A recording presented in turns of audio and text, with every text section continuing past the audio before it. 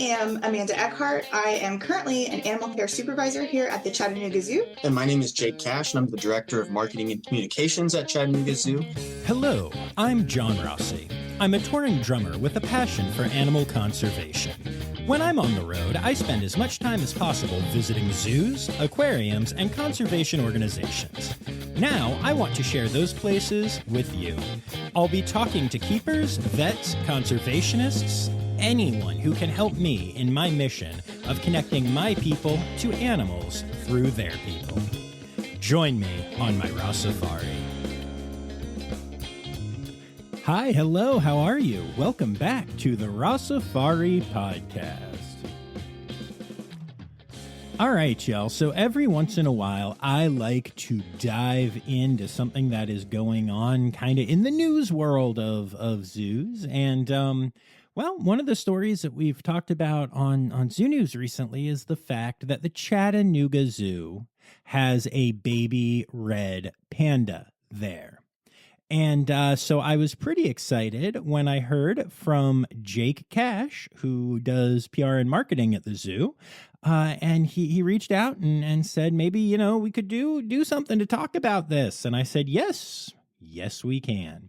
And so now we are releasing that episode to talk about that and the brand new exhibit area that is going to be opening up at the Chattanooga Zoo later this month. So you're going to get to hear from Jake and Amanda all about both of those things and some other cool fun stuff as well. As per usual, we go a little off topic every once in a while, but I think you're going to really enjoy this one. But before we get to that, a friendly reminder to make sure you're hitting subscribe so you don't miss any interview episodes or Zoo News episodes. Make sure that you are following along on the socials at Rossifari and on TikTok at Rossifari Pod. And if you'd like to support the podcast for as little as $3 a month, you can do so by going to patreon.com/Rossifari. So with all of that said, it is time. Here is my interview with Jake Cash and Amanda Eckhart of the Chattanooga Zoo, although we might be changing that name soon.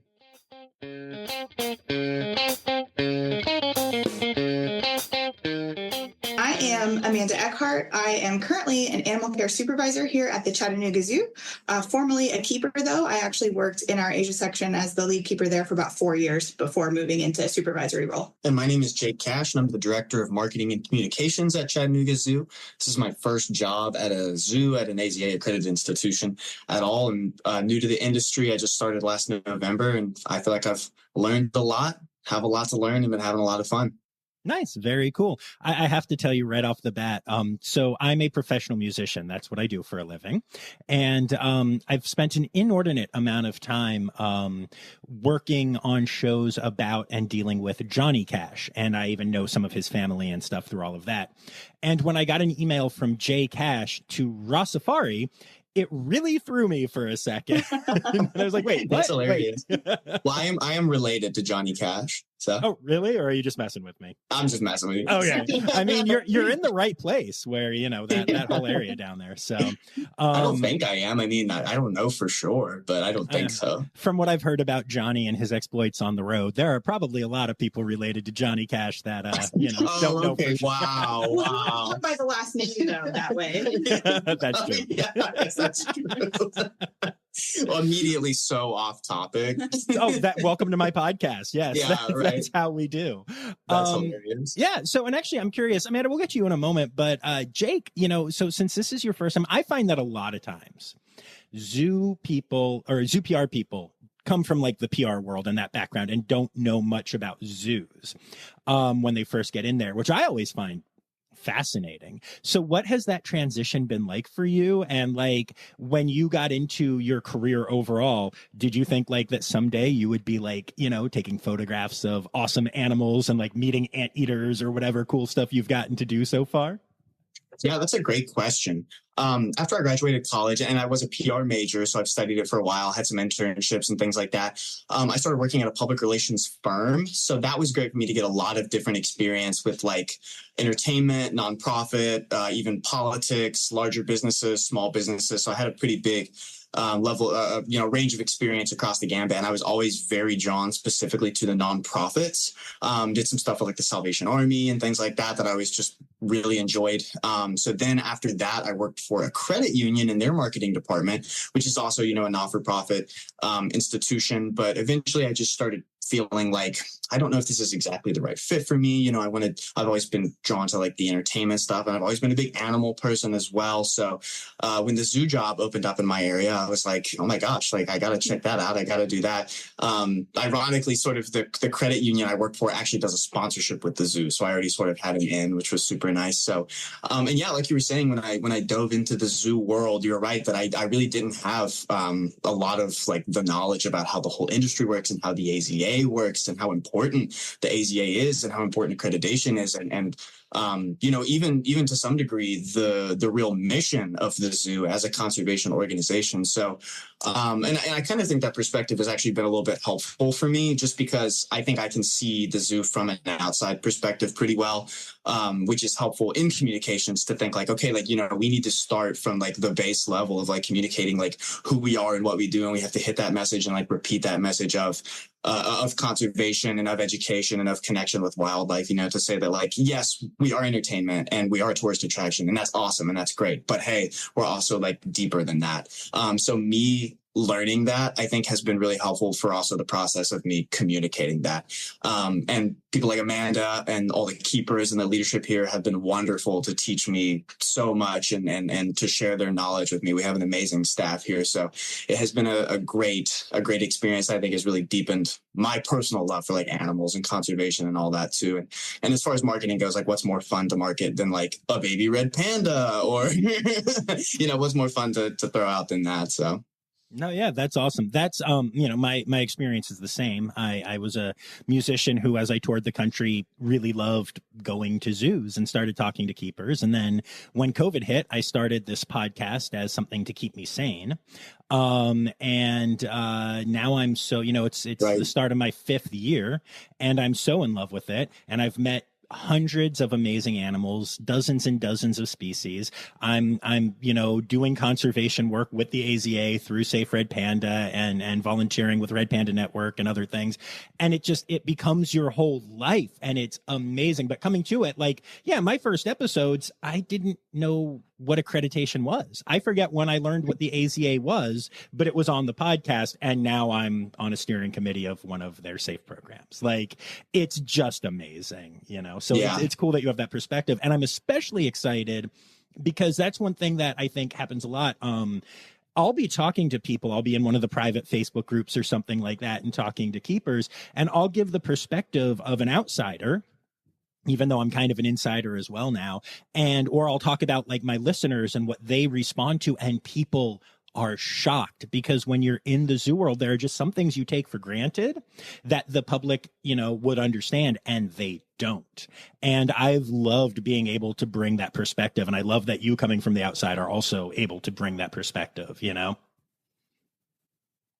absolutely. Absolutely. And I think that's something I've learned pretty early from people here, from other people in the AZA, is just like, that just a huge part of it is communicating our mission, and a huge part of like the PR aspect of it too, showing people like why it's worth having us around. Like, what are we doing?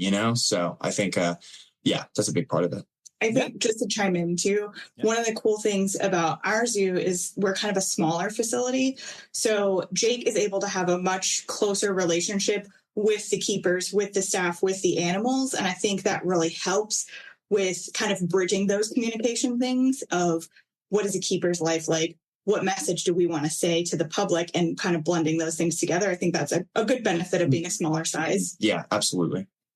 Speaking as somebody who goes to all size facilities, it makes a huge difference. It really does. And I see that. And I think it's one of the things that is the hardest for larger zoos. They do amazing PR work. And in some cases they have, entire teams doing what Jake does. But yeah, that connection, and like the fact that like I was talking to my friend Becca, who is the PR person at the Greensboro Science Center, another facility where I have a great relationship, and she was, we were just talking today right before this interview, and she sent me pictures that keepers had sent her just to cheer her up because her dog needs emergency surgery today, but then some of that stuff can go onto the web and can make a big deal, and she knows what's going on, and she has that relationship, and it makes a huge difference in the work that she's able to do, which is really special. Yeah. Absolutely. So much of our content is literally just like stuff that people texted me, because the keepers, they're right there. Like for me, I have to like get up and I have to stop what I'm doing. I have to go and like the actual like opportunities for great content so often come from the keepers. So, just an advantage of everyone having a cell phone, having a camera in their pocket and everything like that. Like with like the red panda baby, we just had like a lot of the footage of like Saffron, the mom, carrying Pilatus around and stuff like that was sent to me by like 2 specific keepers who have been keeping me in the loop. So yeah, I mean, that's a great point though. Like the relationships across the zoo, and especially being a smaller zoo, are like so important. No, absolutely. And, now that you are an official like PR person at the zoo, because I've done episodes from Chattanooga before, but it's always just kind of been like keepers got permission from their bosses. There wasn't like, I was so excited when you reached out and told me you were doing this now, because I think every zoo needs, somebody who's in charge of that, who I can communicate with, and other people as well, but I don't care about them. I care about me. But, I'm really excited that your role exists now and that you're doing it in the capacity that you're doing it in. I think that's really important. And I will be pitching later. We need to get together, and I need to convince y'all to officially change your name to Chattanooga. I mean, come on, it's right there. People say that all. We have a magazine. We do a quarterly members magazine. That is Chattanooga magazine. I will send you some copies of that, John. I'm sure you would love to see that. I that's pretty funny. I like that. Awesome. All right. So we have teased it. We have talked about it. But the main reason that we are here is that y'all have a baby red panda, and we all know I'm obsessed and my listeners are obsessed. And so far in the US, there have not been a ton of panda births this summer, even compared to usual breeding seasons, which makes your little one stand out even more. So, tell me everything. I'm not going to ask specific questions unless I need to, but just go. Tell me all the things. Oh, wow. Where to begin? Is the question, really. Yeah. So we are super excited about little Pilatus. He was born to Avi and Saffron. Avi, his dad, is actually the last red panda that was born here at the Chattanooga Zoo, and that was 8 years ago. Wow. So this is a big deal for us. Avi had another breeding partner who is still here at the zoo. Her name is Willa, but they were never successful. So we had them as a breeding rec for several years, and they just weren't successful. So we brought Saffron in, and they were successful right away. So it's super, super exciting. Do you happen to remember where Saffron came from? She came from Idaho. Oh, okay. Okay, cool. Mm-hmm. Because I had the chance when I was down there before to meet Avi and Willa, and I tried to have a chat with Willa. I tried to explain that got to get it going, and it just, I guess, right, it didn't work out. But yeah, I tried. I did my best, but it's cool that Saffron came in. Willa is Carson's twin. Right. I know. Yeah, that's so exciting. Super cool. Yeah. I also just love that everyone who's listening, everyone in the zoo world, everyone's just like, Carson. I'm like, yeah, of course. We all know Carson. Yeah. Because I tell that to people a lot. I'm like, oh, yeah, Will is Carson's twin. And depending on who you're talking to, they're like, oh, my gosh, that's so cool. Or they're like, you're a nerd. I don't know what you're talking about. But if you're a panda nerd, you know who Carson is. Oh, yeah. If you're a fanda, you know Carson. Yes, absolutely. A fanda. Oh, yeah. Love that. So, cool. So they were successful right away. Was it like a day one? Because I know introductions can always be a little tricky. Did it go well right from the start, or was there maybe a little bit of just your standard hurdle before we got to the successful mating bit? Well, as you mentioned, red panda intros can sometimes be a little spicy. Willa actually was a key role in that, because she is such a laid back panda. She's cool with anyone. So we actually introduced her to Saffron first, because we knew that it would probably go a lot more smoothly than introducing Avi. And so we wanted Saffron to have a friendly face sooner rather than later. So we introduced the girls first, and that actually did go really well. Willa is so laid back. She doesn't put up a fight, So when they had their first little interactions and Saffron was a little like testy and maybe putting her paws up a little bit, Willa would just kind of look at her and okay, and walk away, and not feed into it, which is exactly what we wanted, so that went really well. So then we brought Avi into the picture and we did some intros with Avi and Saffron, and typical dude made it a little more difficult. We had a little bit more chasing, a little bit more tussling, but they settled in pretty quickly. It didn't take too long. Nice. That's awesome. I love just that, I need to point it out. You introduced a panda to the wrong panda because you knew that panda's personality and you knew it would be the right choice. And I love that so much because, one of the things that I think gets lost a lot is that people at incredible zoos, Chattanooga is definitely one of them, really get to know the animals. And that is absolutely not what the playbook would say, overall is the best move. But because you knew the animal, it's not like they would say it was a bad thing. It was just not something I think that would normally be done. But because you knew the animals in your care, you were able to provide an easier transition, which is just like a beautiful story. I think that's so cool. Yeah, it's really important because obviously the ultimate goal was for Saffron and Avi to get together and have babies. But more important than that also is just their general well-being, right? And so we want to take that into consideration. And so having Willa and knowing that she would be kind of a soft intro and would be someone who, if we had to intro and remove Avi multiple times, and kind of do it slowly, Saffron wouldn't be completely alone because coming from her previous facility, she had never been alone. She lived with her mom until she came here. So we didn't really want her to be alone for a long period of time because that was not normal for her. So kind of, what can we do that will get us to the end point, but in the gentlest way possible for everyone? Yeah, I love that so much. I used to think that I was a really good interviewer because I would stumble on stories like that all the time. And I was like, whoa, that's so cool that I managed to find that little amazing story.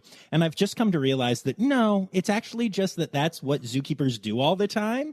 And it's such a common thing that I stumble on it, but that's stumbling on a grain of sand at the beach. Y'all are just really good at what you do. So. Zookeepers are definitely not afraid to think outside the box. That's for sure. You have to. Yeah, and you have to know your animals. It's amazing. I was with one of our ambassador keepers this morning looking at, we have 6 Cape porcupines and they all look exactly the same to me. And his name's Sam, him being able to be like, oh no, this one's sensory quills are like a half-inch longer. I was like, I don't know how you keep all this straight. We do have an amazing keeper staff for sure. Yeah, I've been volunteering at Aquarium of Niagara with the pinnipeds and penguins for the last, 6 months now. And I cannot tell our California sea lions apart unless they're all right next to each other. Then I can usually figure it out. But the actual people, the trainers that work with them every day, just glance in and are like, oh, hi, Ari, hi, Copper. And I'm like, they're all brown. They look exactly alike. Right. One is the daughter of another one. They look so much alike. It's all just how do you do this? But yeah, it is quite amazing to me. Yeah. And that's part of telling the story too and connecting with people on an emotional level is really seeing these animals as the unique individuals that they are. I mean, I think that it does well on social media, and whenever we're talking to the news media, they love being able to identify the different animals like that, and just kind of showing the fullness of what they are. I think is important. But yeah, one of my little crusades that I try to do is there are certain amazing, again, AZA accredited facilities that there are a few that won't do animal names at all, but that's pretty rare. But more and more now I've seen a few that'll do they'll put the names in quotation marks, and I get what they're going for. And I've talked to some of the PR people about it. Some have changed, some have not. And, that's fine. But to me, it takes away from the ability to connect. And you know, especially with animals that do recognize their names, even if the concept of a name is a little bit of anthropomorphism, they do recognize their names. They will be called to their name or whatever. Then, like, come on, like, you know, let it go. It's, to me, it always makes it seem, when you do the quotation mark thing, it always makes it seem a little almost sarcastic or like silly, but it's not, and that helps people connect. People love Carson. Carson dropped the single name. You know, it's the Beyonce of the panda world.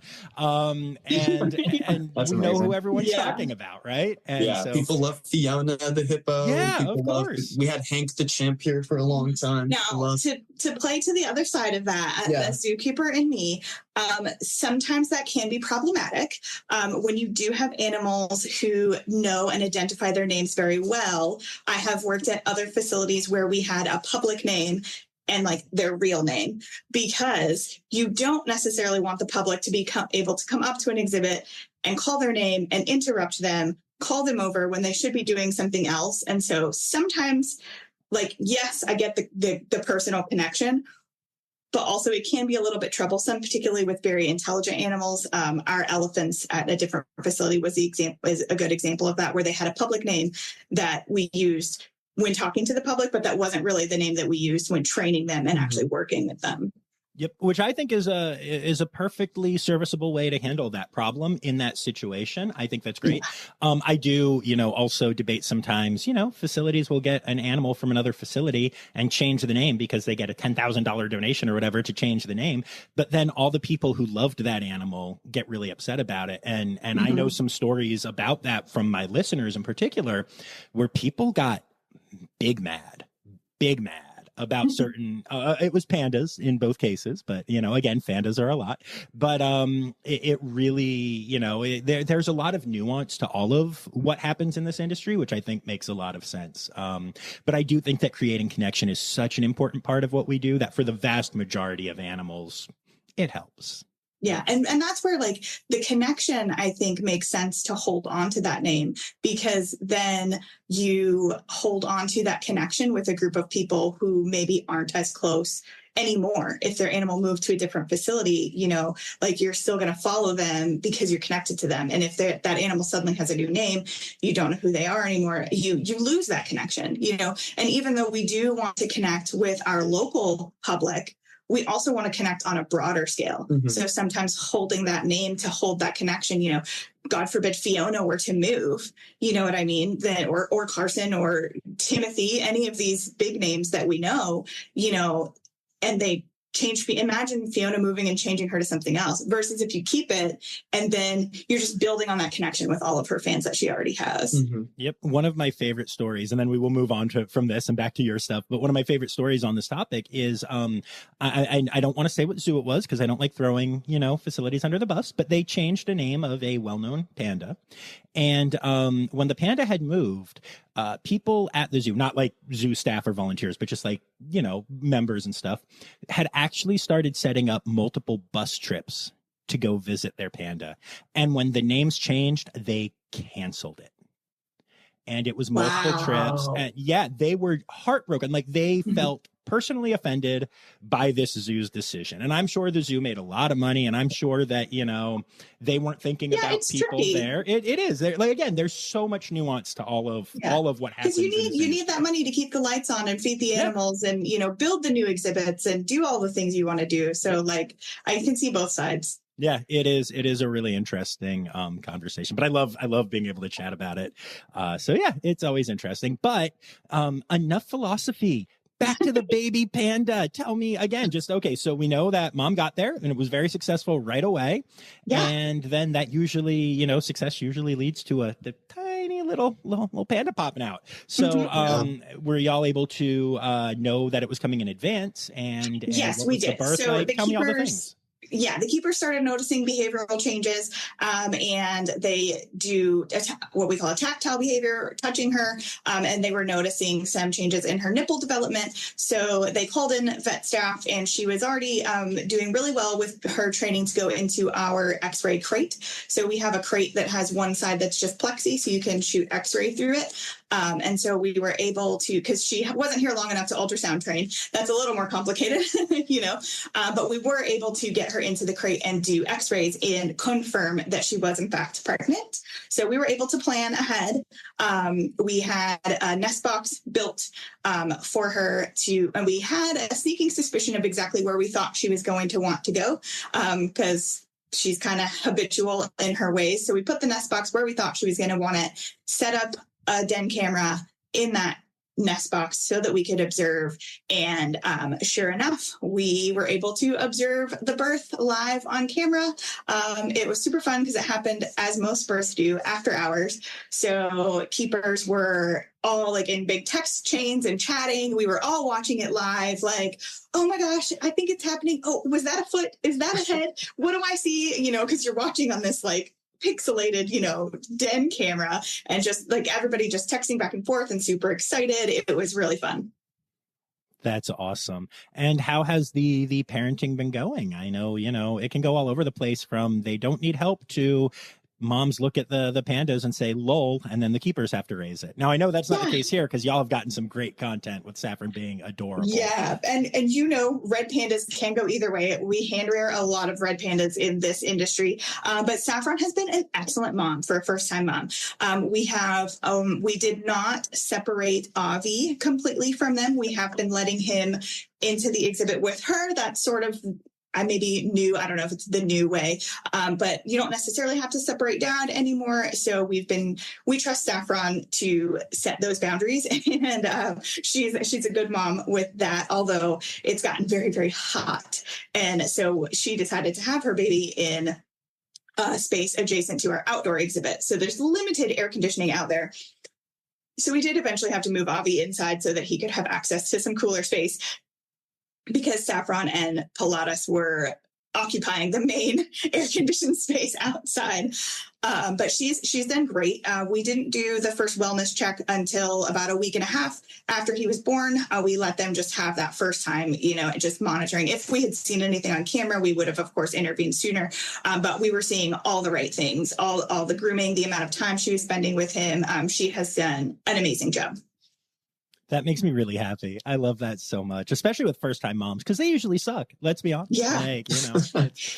This is why first children in large families of humans are often the least well-adjusted, or the most well-adjusted, because they did it on their own. But I say that as an only child. Can relate. See, yep. So, no, that's amazing to hear. So y'all got a lot of really good content. I've seen some pics and stuff of like Saffron walking and like holding the cub and like moving it around, which is something you don't get to see a lot, and is really amazing. So I'm kind of curious, has that been good, like from an educational standpoint, and also just like, is that stuff taking off on socials? Do people get excited seeing that? Yes, I can answer definitely the second part of that question first there. I would say the initial post of Pilatus, I believe I'm correct in saying, is our most successful Instagram post of all time. Nice. For Chattanooga Zoo. We got over 100,000 likes, and last I checked, it was like, I think 1,400,000 impressions. And then another local news source here called Nooga Today, as in Chattanooga, they posted the same pictures and got over 400,000 likes. And I asked them to send me the back end analytics, and the reach was like 6 million. So it's been really fun seeing people get really excited about that. I remember seeing you reposted our video that we had one of our keepers do, reading some of the funny comments and stuff like that. And we've had people come out to the enclosure with like cameras and stuff and stand there all day waiting to see if Saffron will bring Pilatus out. And of course, that's very hit or miss, just depending on the temperature and also just like what she wants to do. And I understand it's a pretty normal behavior for her to move the cub around some, move from space to space like they would in the wild as well. But to answer your question, yes, the content has been a lot of fun to make, and it has done very well. We've done some earned media with the news around that as well. We actually were able to have one of the local news stations come out for the most recent vet visit we did about a week ago, and we did like a interview with that news personality and our veterinarian who's holding Pilatus. And then at the very end of that, Pilatus was like, "Okay, I'm ready to go. Yeah, we're done." So, one thing that I find very interesting about all of this is that you keep mentioning a name. and it's not super common to just have a new panda drop and have it named already. And so I'm curious. I know you talked about this on the socials a little, but I want my listeners to know where the name came from. I think it's very cool. Yeah, absolutely. Pilatus is definitely a unique name. So where that originated from is there is a local TV and radio personality in Chattanooga. His name's James Howard. He's on Channel 9 and Sunny 92.3. He's been in the media for a long time in our area, but in his spare time, he is also a pilot. He flies planes and hot air balloons too. So he's basically the coolest guy in the world. I love him. James is great. And he volunteered his time, and he worked with a local company called Crystal Air to go to Idaho Falls. And I believe this was last September, retrieve Saffron from that zoo and then bring Saffron to her new home with us. So that was really important just because of the weather and the temperatures at that time. It would have made it unsafe and unrealistic to fly Saffron like in cargo, like in commercial. So we had to have that specific private transport to be able to get Saffron here in time for breeding season. So it is completely accurate to say without James Howard, the radio and TV guy, and without Crystal Air, we would not have Pilatus because we would have missed breeding season. So then when Pilatus was born and determined to be healthy and everything, and it was all good, we decided that it would be best to extend the naming opportunity to James as a way to thank him. So Pilatus is actually the model of aircraft with which he flew Saffron to us. So that's how he came up with that name. I really, really like that. That's really cool. Yeah, it's a good story that goes along with it. But we just wanted to give him that opportunity to express our appreciation for that. I think that kind of thing is always so special when you can, again, I get selling off or auctioning off naming rights, and I think it's cool and it makes a lot of sense sometimes. But when you allow keepers or other people that were involved in some way, in this case, the pilot, to have that moment, it's really special. I think that's really cool. Yeah, absolutely. And we've been able to work with him some too, just because he is, in the local media and stuff to create some cool content and do some stuff for their news channel. We had him and him alone and his team come in to our most recent vet visit and do sort of like an exclusive interview with our veterinarian. So that was a really fun opportunity, and just some people love behind the scenes stuff, to just like help get the word out there and show everything that we're doing. So that's been a lot of fun. I think it's been a really cool experience for everyone. Because like Amanda said, this is our first Red Panda Cup in 8 years. So it's been high energy around here. Everyone's been really excited. Yeah, no, that's really cool. And I can speak as somebody who has done that at other facilities, been like the guy allowed to come and do things. Even last year again at Greensboro, they had cubs, and I got to be a huge part of, I was down there every month documenting and behind the scenes and holding the cubs and everything. That's awesome. It was life-changing for me, as well as, being able to provide that content. It's a very, very cool experience. But again, you have to know that you have someone that you can trust and that really cares. So it's awesome that this guy gets to do that because y'all can trust him. I think that's so important to have and so cool. Yeah, absolutely. I mean, he's definitely a good friend of the zoo for that reason. And we have a great partnership with him just on like a working standpoint, a publicity standpoint as well. So I think it was a no-brainer to really keep him involved and express our appreciation through that opportunity. Yeah, I love that. And, we've talked a lot about Pilatus here, but that's not the only thing that we are excited to chat about, because y'all are actually opening a new area of the zoo soon. Yes. Very soon. Yeah, very soon. When is this happening, and what is August it? 31st is the official open date for the Cape of Africa. It is our single biggest expansion ever at $3.9 million. So definitely a big moment for Chattanooga Zoo and a big moment for Chattanooga as well.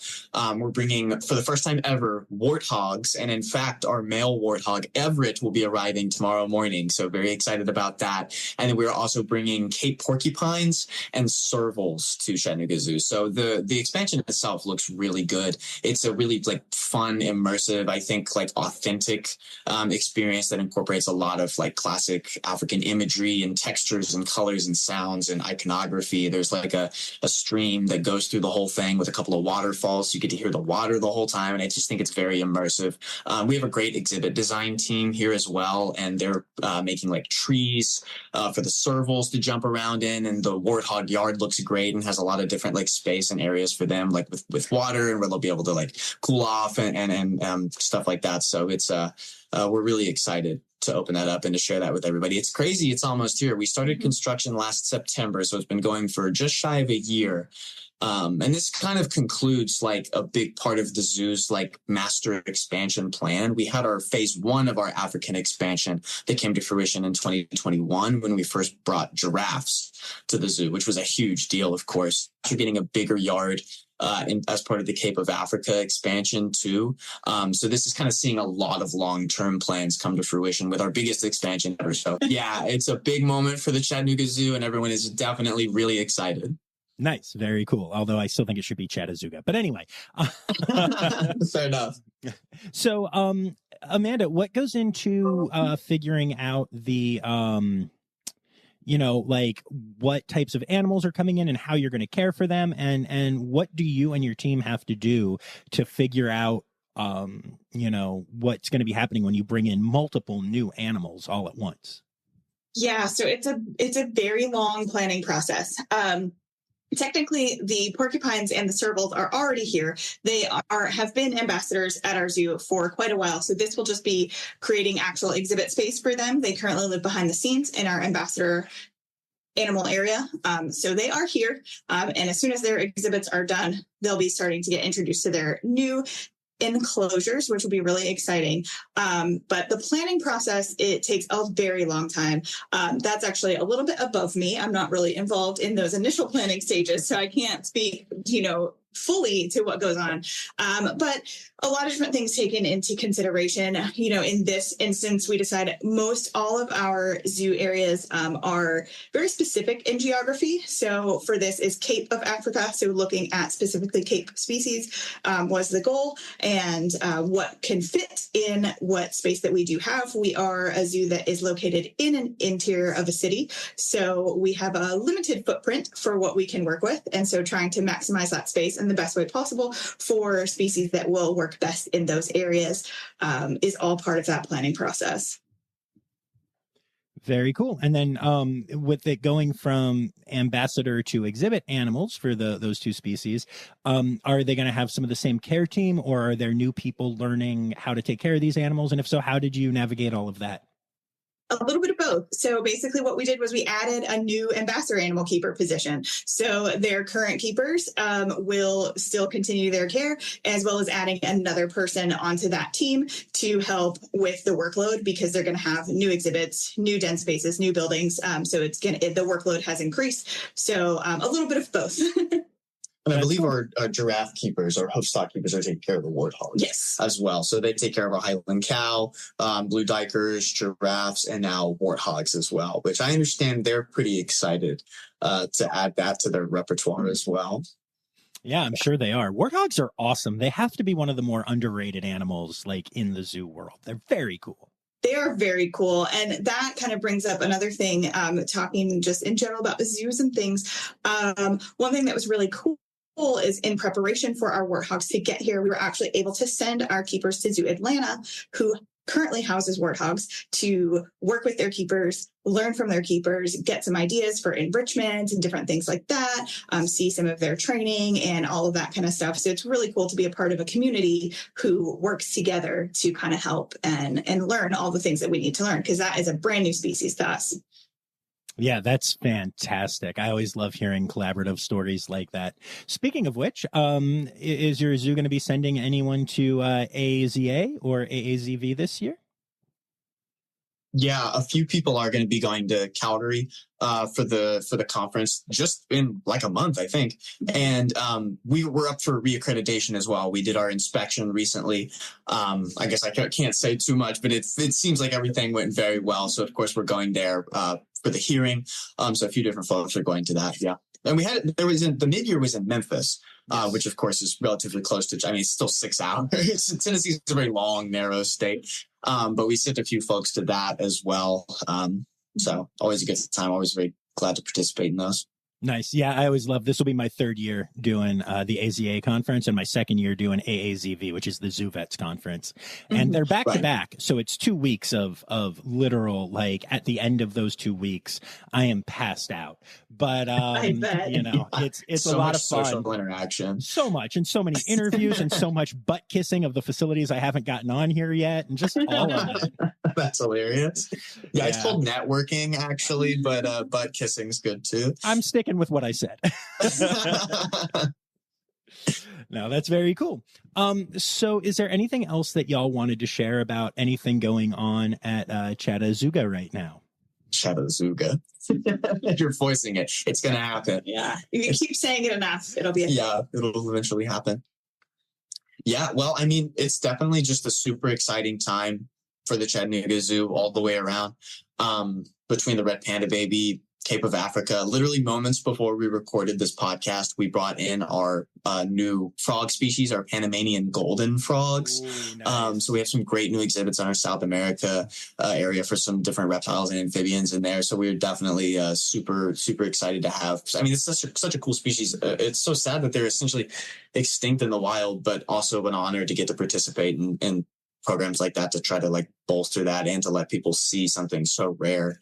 Yeah, alongside of building this massive, amazing new expansion, we have an in-house team who does really great work with updating current exhibits and things like that. So we have a lot of our smaller enclosures that have been updated. Adding that Panamanian golden frog is really cool. One thing that I just think is very cool about this zoo in particular is our herp collection is amazing. Yes. Really, really cool. The Hellbender Head Start program is super awesome to get to participate in. So we have a lot of, while Cape of Africa is very exciting, there are also a lot of other really cool smaller things happening all throughout the zoo. And speaking of smaller things at the zoo, there's one animal that I have to ask for an update on. Whenever I think of the Chattanooga Zoo, I think of fennec foxes. And there's a very specific reason why, which is before Rossifari was a thing, I visited the Chattanooga Zoo and I met one of your fennec fox keepers. And I mentioned how much I loved them and I thought they were cool animals. And she was just like, "You want to meet one? You seem like you really like the animals." And I was like, "I do." And so I got to go and meet a fennec fox, and it meant the world to me. It was just an incredible moment, such a gift to be given. And honestly, experiences like that are one of the reasons I was inspired to start this podcast, by just incredible keepers like that. So yay that.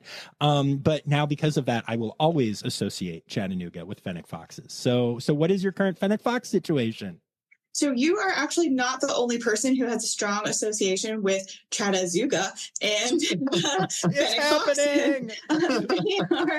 They are a little bit of a key species for us. We love having fennec foxes here. Unfortunately, currently we are down to a single fennec fox at the moment, a dandelion, but we have a recommendation from the SSP for some more fennec foxes that are going to be joining us hopefully in the next 6 months or so. So we are very excited to be adding more back to our facility.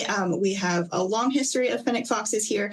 We have grown ours until they reached very old age. And so that has been really exciting. And we're looking forward to adding some new young fennec foxes to our growing family here.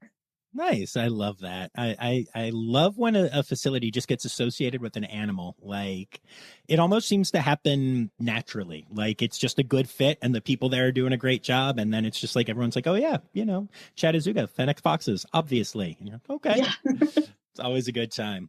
Cool. Are there any conservation organizations that y'all would like to give a shout out to? So, I mean, obviously Red Panda Network, we've been talking about red pandas this whole time, so I'm going to plug them for sure. And as a former Asia keeper, we did a lot of work with Snow Leopard Trust. Absolutely love them. They're a great partner organization with us at the Chattanooga Zoo. We work with them quite a bit on different things. So those would be my two top. Very cool. Yeah, absolutely. And then we're joining the red panda safe, like we were talking about, and the snow leopard safe as well. All of the safes. Yeah. All of the safes. So yes. I know that's a little outside of what you asked, but yeah. No, absolutely. I love that. Please keep plugging. Please keep plugging. We want people to know that we exist. So it's a good thing. It's time now, don't you know? We've come to the end of the show. But there's one tale left to go. You're gonna laugh and say, "Oh no." It's time for the Rossifari poop story. So let's tell a panda poop story. Poop story. Since we're talking about pandas, we recently participated in a study where they were looking at panda feces and studying it for microbiome and different things like that. So we had to collect panda poop samples for like the past 6 months. So when you have 3 adult red pandas all living together, how do you know whose poop is whose, right? So we started feeding our pandas on the day before poop collection day. Everyone would get a glitter grape in a different color. Nice. So Saffron was pink, Avi was green, and Willow was blue. And so then it was easy to go through and identify and collect all of your glitter poops to send off for scientific research that is actually very important, but it sounds very silly. That's amazing. Glitter poop makes me very happy. I've actually had that a couple times after some nights at the club, but that's a different story in time. Totally different. Yeah. Awesome. Well, thank you so much for taking the time to do this. I've really appreciated it. Absolutely. This is a lot of fun. Thanks for having us. Yeah, thank you, John.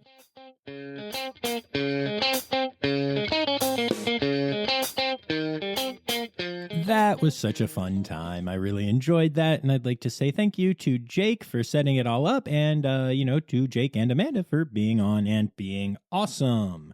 I'm really excited about this little cub at the Chattanooga Zoo, and I'm sure that you are not surprised by that fact. But I'm hoping I can get there and see it before it gets too big. Chat is kind of out of the way of most of the things I have going on right now, but we're gonna give it a shot. No promises, but we're gonna give it a shot. Try and go get some content down there because. Oh my goodness, Pilatus is just adorable. Love him so much. But anyway, enough about that. I want to take a moment to say thank you to my Red Panda level patrons, Dr. Laura Schenk, Dr. Stephen Williamson, Barbara Bennett, Jenny Owens, and Kevin Williams.